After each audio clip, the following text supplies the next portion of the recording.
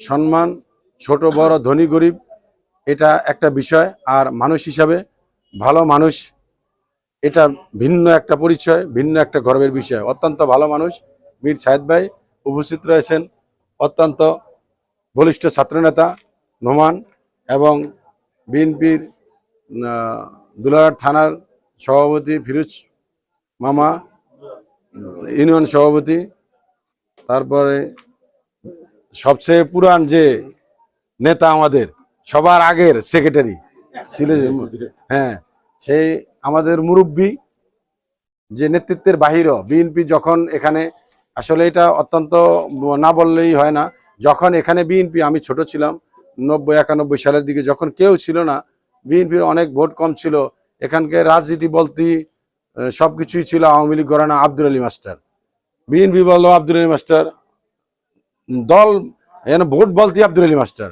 তখন এই অলি মালানা এই ছোট ছোট করে এই দলকে গুছিয়ে রেখেছেন। এরপরে আলম মামা আছে, আর এখন তো কবির মামাই সবকিছু উপস্থিত আছেন। তো আমি মনে করি সবসময় এই কেউ না কেউ বিএনপির মতো বড় দল কেউ না কেউ থাকি একজন নেতৃত্বে আগে আসবে, আর এটা কেউ কখনো কম হয় বেশি হয় এই নেতৃত্ব দেবে। তাই উপস্থিত সকলের নাম আমি বলতে পারি না, সবাইকে আমার ব্যক্তিগত পক্ষ থেকে সালাম, আসসালামু আলাইকুম।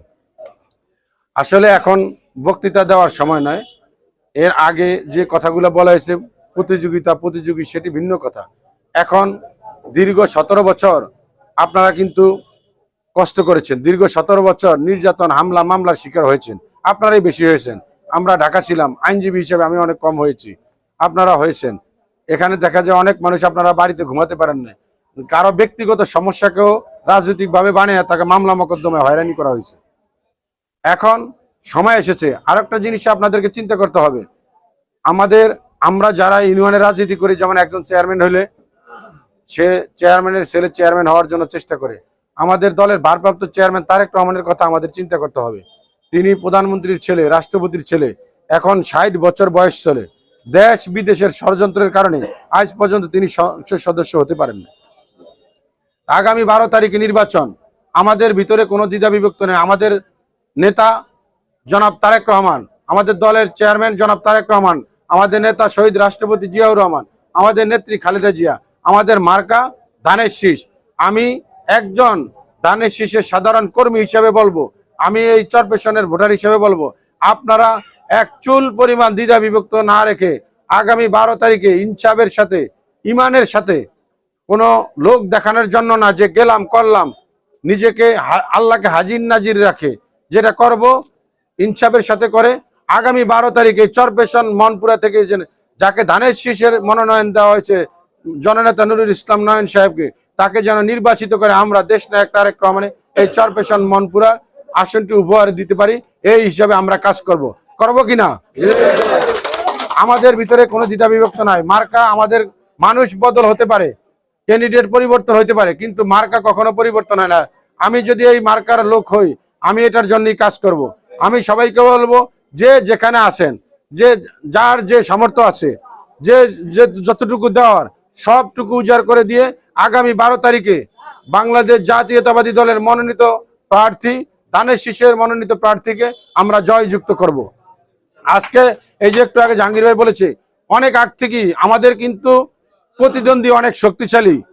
আমরা যতই দুর্বল মনে করি না কেন, যে গুপ্ত থাকে, যে দুর্বল থাকে, সে কিন্তু ধীরে ধীরে কাজ করতে থাকে। আমরা ছোটবেলা থেকে সবাই জেনে আসছি কচ্ছপ এবং হইলেও কি ঘোড়ার গল্প, খরগোশের গল্প। এটার দিকে আমাদের নজর রাখতে হবে। আমরা যেন মনে করি যে আমাদের অনেক ভোট, বিএনপি বড় দল, এরকম করতে করতে আমাদের কিন্তু অসুবিধা হয়ে যাবে। আমরা কোনো রকমের যার যে পরিমাণ শক্তি আছে সে সর্বশক্তি নিয়োগ করে আমাদের যাতে এক তিলও কোনো ঘাটতি না থাকে এবং পারস্পরিক শ্রদ্ধাবোধ আলাপ আলোচনা করে এগিয়ে যেতে হবে যে এখানে এই সমস্যা আছে। কিন্তু যদি আমরা শুধু ভরসাই করি যে এই আমাদের অনেক ভোট, গত বছর আমরা অনেকে এমন মনে করি যে জামাত আগে 20,000 ভোট পাইছে, এবার নাইলে 40,000 পাবে, দিলাম 40,000 ছেড়ে, দিলাম 50,000 ছেড়ে। সেই সময়ের কথা ভিন্ন।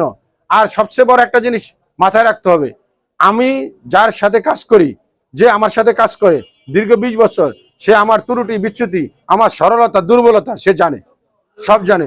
বিএনপির সাথে এই জামাত 1991 সাল থেকে কাজ করে, সে জানে বিএনপি কোথায়, বিএনপির দুর্বলতা। বিএনপি বড় দল, এদের দুর্বলতা থাকবে, কিন্তু আমাদের, হ্যাঁ, আবার মন ছোট করা যাবে না, আমাদের শক্তি আছে, কারণ দেশের মানুষের ভালোবাসা আছে। 17 বছর এই বিএনপি টিকে ছিল শুধু মানুষের ভালোবাসার কারণে। তারেক রহমান আসার পরে লক্ষ লক্ষ মানুষ জড়ো হয়েছে। দেশনেত্রী বেগম খালেদা জিয়া মরার পরে বিশ্বের সবচেয়ে বড় রেকর্ড পরিমাণ জানাজা হয়েছে। এটা আমাদের জন্য গর্বের। এই মানুষের প্রতি ভালোবাসা রেখে আমাদেরকে এগিয়ে যেতে হবে। আর যেটা বলবো, আমি চরপেশনের সন্তান, আমি মার্কা পেলেও আপনাদের সাথে আছি, মার্কা না পেলেও আছি। আমি কিছু না হলেও আমি আপনাদের সাথে আছি, আমি কিছু হলেও আপনাদের সাথে আছি। আমি আপনাদেরই সন্তান। আমি এমপি যাকে মনোনয়ন দেওয়া হয়েছে সেই আমাদের নেতা, তার জন্য আমরা কাজ করব। তাকে নির্বাচিত না করতে পারলে আমাদের ধান যদি হেরে যায় আমরা সবাই হেরে যাব, নাকি হেরে যাব না? আমরা তো লজ্জিত হব। আর আরেকটা একবারে সব বুঝাই সব শেষে, যে যদি এই মার্কা, এই সিট, ধানের শীষের সিট, এটা আজকে নুরুল ইসলাম নয়নকে দেওয়া হয়েছে, যদি এই সিট হারিয়ে যায় পরবর্তী সময় যে আসবে সেও তো এটা উদ্ধার করতে পারবে না। তা আগে কি ধরে রাখতে হবে? আমাদের এই সিট ধরে রাখতে হবে। ধানের শীষের সিট ধানের শীষেরই যাতে থাকে সেই জন্য আমাদেরকে কাজ করতে হবে।